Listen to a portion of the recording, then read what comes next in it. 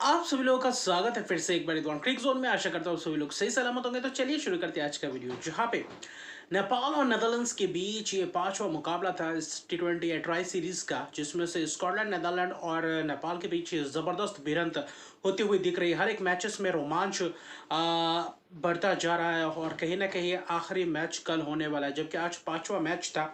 नेपाल के लिए महत्वपूर्ण यह मुकाबला था और नेदरलैंड्स के नज़रिए से भी देखें तो अगर नेदरलैंड यह मैच जीत जाते तो ये सीरीज उनके नाम होते, जबकि नेपाल इस सीरीज को बरकरार रखने के लिए मैच जीतना था नेपाल के लिए, लेकिन टॉस जीता, गेंदबाजी करने का फैसला नेपाल, वही टिपिकल गेंदबाजी। लेकिन जहां पे आज माइकल लेविट की बात करें तो वहां पे आक्रामक पूरी तरीके से बल्लेबाजी करते हुए नजर आए। विक्रमजीत सिंह को शून्य पे चलता के पहले ओवर में रजबंशी ने, लेकिन उसके बाद करण केसी गेंदबाजी कर रहे थे, दीपेंद्र सिंह एरी थे, लेकिन अच्छी खासी कोशिश थी। कोशिश में पूरी तरीके से वहाँ पे सफल भी रहे। और कहीं ना कहीं अगर आप खास तौर पे देखें तो वही दूसरी तरफ देखें तो कुछ बदलाव किया नेपाल ने, दो तीन चेंजेस के, जिसमें से भीम सर्की को लाया, आसिफ शेख को लाया, आरिफ शेख दोनों ही बल्लेबाजों को लाया, तो यानी कि बल्लेबाजी को पुख्ता करते हुए नजर आए। और गेंदबाजी में कुछ कहीं ना कहीं थोड़ा बहुत वही कमी दिखा और वहीं से कहीं ना कहीं रन्स बटोरते हुए दिखाई दिया। और नेदरलैंड्स के बल्लेबाज माइकल लेविन ने जो आक्रामकता दिखाया, जो प्रदर्शन करके दिखाया, पावर प्ले में अच्छी खासी रन्स बटोरे, ऐसा नहीं, लेकिन विकेट्स भी चलते जा रहे थे। हर ओवर्स में विकेट्स, चाहे दीपेंद्र सिंह एरी हो, चाहे रुपेश सिंह हो, आते गए और विकेट्स अपना चटकाते गए। चाहे लायन क्रिकेट हो, वहाँ पे एडवर्ड्स कप्तान आते गए और बहुत ही आसानी से कैच देते गए। वहाँ पे कीपर के हाथों बेहतरीन अंदाज में, वही जबरदस्त अंदाज में वही कोशिश कर रहे थे दोनों ही बल्लेबाज, और दोनों ही कहीं ना कहीं गेंदबाज भी। गेंदबाज ने विकेट चटकाया, लेकिन आखिरी क्षण में कुछ ना कुछ रन्स भी गए। वहां पे एक ओवर में दो छक्के भी लगाए थे संदीप लमिचाने को पावर प्ले के बाद माइकल लेविट ने। तो माइकल लेविट ने कुछ आक्रामकता दिखाया और माइकल लेविट ने ही आज पूरी तरीके से बल्लेबाजी का मुजाहरा दिखाया। और कहीं ना कि आखिर में साकिब जुल्फिकर ने आकर थोड़ा बहुत परेशानियां खड़े कर दिए थे। पार्टनरशिप पनपता हुआ दिख रहा था माइकल लेविट के साथ, लेकिन माइकल लेविट ने जो छक्के और चौकों की बौछार की, आज नेदरलैंड्स पूरी तरीके से हावी होते हुए दिखाई दिए। लेकिन जब विकेट्स गए, करण केसी ने एक ही ओवर में दो विकेट चटकाया, रैन क्लेन और कहीं ना कहीं माइकल लेविट, जो आक्रामकता दिखाई दिया था। लेकिन 86 रन की एक शानदार पारी खेली, ताबड़तोड़ अंदाज में वो पारी खेल के गए। 53 गेंद में 86 रन, 5 छक्के, 6 चौकों को मदद से साकिब जुल्फिकर ने भी कोशिश की थी पार्टनरशिप में योगदान करने के लिए, जहाँ पे पावर प्ले के अंदर 4 विकेट गंवा देते हैं, लेकिन कहीं ना कहीं वहाँ पे थोड़ा बहुत पारी को संभाल गए, जहाँ पे अर्शद की एक पार्टनरशिप कर गए माइकल लेविट के साथ 63 रन की। फिर कहीं ना कहीं वेंडर मारवे आते हैं और आर्यन दत्त के साथ मिलकर आखिरी 5 ओवर में जबरदस्त प्रहार करते हैं, कहीं ना कहीं अच्छी खासी तेज तरार पारी भी बुनाते हैं। और वही आखिरी 19वें ओवर में करण केसी के एक ओवर में दो छक्के भी लगाते हैं, चाहे बैंडा मारवी हो या फिर वही आर्यन दत्त हो, लेकिन कोशिश जबरदस्त रहा बल्लेबाजों का। गेंदबाजों उतनी खास दिखे तो वो दम देखा नहीं। दीपेंद्र सिंह एरी 4 ओवर 24 रन 1 विकेट, संदीप लमिचन थोड़ा बहुत महंगे रहे, रुपेश सिंह भी 1 विकेट भले चढ़ गया पावर प्ले में। उसके बाद कहने के उनके खिलाफ भी रन गए, 10-15 रन को ओवर बीच बीच में आ रहे थे जब तक माइकल लेविट खड़े थे। उसके बाद वेंडर मार्वी ने पारी को संभाला और उसके तहत 174 तक पहुंचा गए। ऐसा एक वक्त लग रहा था कि शायद 130-40 तक ही रोक पाएंगे, उतना ज़्यादा रन्स नहीं बटोरेंगे, लेकिन कहीं ना कहीं माइकल लेविट के वो 86 रन की पारी, ताबड़तोड़ पारी, और कहीं ना कहीं वंडा मरवे की वो फिनिशिंग 36 रन की नाबाद पारी, कहीं ना कहीं उसने मदद किया। और बाकी सभी गेंदबाजों को एक एक विकेट्स मिले, 2 विकेट्स करण केसी को एक ओवर में 2 विकेट्स मिले, लेकिन कहीं ना कहीं आखिर में वो फिनिशिंग टच नहीं दे पाए, तो वहाँ पे थोड़ा बहुत लड़खड़ा गया। 174 रन बना, 175 रन की टारगेट, लेकिन जो नेपाल के हिसाब से देखें तो वहाँ पे कोशिश की थी कि वहाँ से आप विकेट्स चटका सकते हैं या नहीं। और नेदरलैंड्स के पास बहुत ही ज़बरदस्त गेंदबाजी क्रम था, लेकिन जो बल्लेबाजी क्रम की बात करें तो वहाँ पे ओपन करने आए थे वहाँ पे आसिफ शेख और कुशल पुर्तल। आसिफ शेख कहीं ना कहीं बल्लेबाजी में थोड़ा बहुत लड़खड़ाती हुई दिखाई दी, बैन फ्लैचर के गेंद में कहीं ना कहीं शिकार हो गए। लेकिन भीम शर्की ने जो आज मौका मिला, आज तो उम्दा किस्म की बल्लेबाजी करते हुए दिखाई दी। पावर प्ले को अच्छी तरीके से बुनाया। बेन फ्लेचर ने शुरुआत तो किया थी, आर्यन दत्त ने भी पहला 2 ओवर में अच्छी खासी ठीक ठाक गेंदबाजी की थी। पावर प्ले उम्दा किस्म की पावर प्ले 60 रन के करीब बनाया और पावर प्ले में ताबड़तोड़ अंदाज में रन बटोरते हुए दिखाई दिए। डेनियल जोराम को पूरी तरीके से प्रहार किया भूरतल ने, भीम सरकी ने, तो वहां पे आक्रामकता दिखाई दिया। वो साझेदारी जबरदस्त था, क्योंकि वहां पे वो शुरुआत करना चाहिए था अर्शद की पार्टनरशिप्स दोनों के बीच, और एक वह पुख्ता शुरुआत दे चुके थे। वहां से लग रहा था कि शायद ये मुकाबला बहुत ही आसानी से जीतेंगे। जब तक भीम सरकी का विकेट जाता है तब तक देखें तो 100 रन के करीब चाहिए थे। 12 ओवर में ऐसा लग रहा था कि आसानी से ये मैच जीत जाएंगे। 16 गेंदों में 27 रन की एक पारी खेल कर जाते और वहां पे वर्नर मारवी विकेट चटकाते, बोल्ड करते।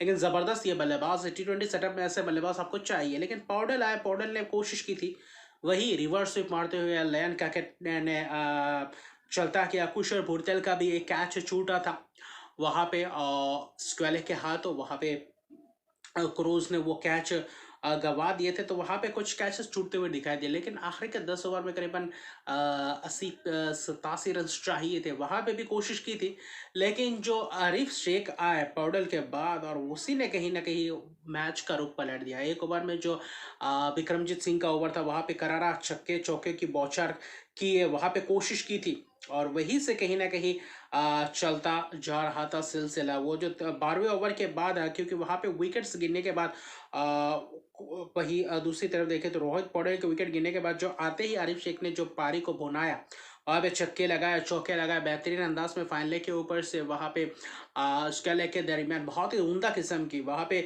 विक्रमजीत के एक ओवर में 19 रन, और वही 19 रन कहीं ना कहीं मैं कहता हूँ वापसी करवा गए नेपाल को और मैच में बने रहने के लिए। आर्यन दत्त ने हालांकि कोशिश की थी विकेट चटकाने की, वहां पे सफल भी रहे। कुशल भुरतेल, नुआ क्रूज ने कैच पकड़ा, वही कैच छूटा था। उसके बाद अर्शद की पारी खेलकर चले जाते। 65 रन की एक जबरदस्त पारी जो एक एंड को संभाल कर रखा था और जिसमें आरिफ शेख ने आकर कहीं ना कहीं प्रेशर को कम कर दिया। अगर वो पारी नहीं खेलते तो शायद ये प्रेशर उनके ऊपर और भी ज्यादा दबाव बना सकते थे और आखिर में मुश्किलात हो सकता था। 4 ओवर में 33 रन के करीब चाहिए थे, तो कहीं ना कहीं वहां पे आखिरी 3 ओवर में वैसे ही कुछ रन चाहिए थे। 4 ओवर में 33 रन। डेनियल डोरम के ओवर में चौका लगाते हैं, फिर दीपेंद्र सिंह एरिया आते हैं, वहां पे रन्स लेते हैं। तो कुल मिलाकर देखें तो 23 रन 3 ओवर में तो उतना मुश्किल था नहीं, लेकिन फिर भी आर्यन दत्त, वैंडम मेरोई ने कोशिश की और आखिरी ओवर में 7 रन चाहिए था। रिटायर्ड हार्ट हो गए क्योंकि रन्स 2 रन भागते हुए एक रनआउट का मौका रहा, वहां पे एक कैचेस का भी मौका रहा है, वहां पे कैच छूटा दीपेंद्र सिंह एरी का। तो आज नेदरलैंड्स की तरफ से फील्डिंग उतना खास रहा नहीं और रन आउट का भी एक मौका था, वेंडम मरे आउट कर सकते थे, लेकिन वहां पे 2 रन भागने के कारण थोड़ा बहुत क्रैम्स हो गए थे। आरिफ शेख वहां पे चोटिल हो गए। 39 रन की एक जबरदस्त केमियो पारी खेल के गए 23 गेंदों में 2 छक्के 3 चौकों की मदद से, जिसके बदौलत मैच पूरी तरीके से गिरफ्त में किया। अगर वहां पे कुशल भुरतेल का विकेट जाता और वहां पे उस बीच में वो 2 ओवर में रन नहीं आते, थोड़ा धीमा चलते, तो शायद यहाँ पे प्रेशर बिल्डअप हो जाता और नेपाल फिर से एक और बार लड़खड़ाती हुई दिखाई देती और लोकेश बम उसके जगह पे आए थे। आखिरी ओवर में 7 रन चाहिए थे। लोकेश बम जबरदस्त अंदाज में ओपनर को आप कहीं ना कहीं 7वें नंबर पे खिला रहे, थोड़ा बहुत समझ से परे लगा। आप चौथे 5वें नंबर पे आप खिलवा सकते थे और रोहित पौडेल से पहले चौथे नंबर पे भी आप खिलवा सकते थे लोकेश बम को। तो वहां पे कुछ मैं कहूँगा थोड़ा बहुत प्लेइंग एलिमेंट में थोड़ा बहुत अनसेटल सा दिखा, लेकिन आते ही वही आक्रामकता दिखाई दिया। पहले ही गेंद कहीं ना कहीं आखिरी ओवर जैक लेन कैकेट ने गेंदबाजी के पहले ही गेंद मिड विकेट के ऊपर से छक्का। वहां पे 5 गेंद में 1 रन 2 गेंद डॉट, ऐसा लगा कि यहाँ पे भिड़ गया, ड्रॉ का कुछ सिलसिला है या नहीं, लेकिन फिर से एक और बार एक्स्ट्रा कवर के ऊपर से छक्का। यानी कि लोकेश बम ने जो 4 गेंद फेस किए वहां पे 2 छक्के और मैच भी छक्के लगाकर जिताते हैं। क्राउड पूरी तरीके से था और नेपाल के फैंस तो हर एक मैच में पूरी तरीके से उसी इंटेंट के साथ देखते हैं जिस इंटेंट के साथ पहले मुकाबले से जुड़े हुए हैं नेपाल के साथ। तो अच्छी खासी एक ग्रोइंग नेशन बन रहा है और कहीं ना कहीं यह मैच जीतते हैं 6 विकेट से नेपाल की। यह मैच कहीं ना कहीं आरिफ शेख को दाद देना पड़ेगा। वो बीच में वो केमियो पारी, पुरतेल के 65 रन की पारी, तो अच्छी भीम सर्की की केमियो पारी, तो वहां पे गेंदबाजी में भी अच्छी खासी गेंदबाजी की Aryan Dutt 4 over 26 run 1 wicket.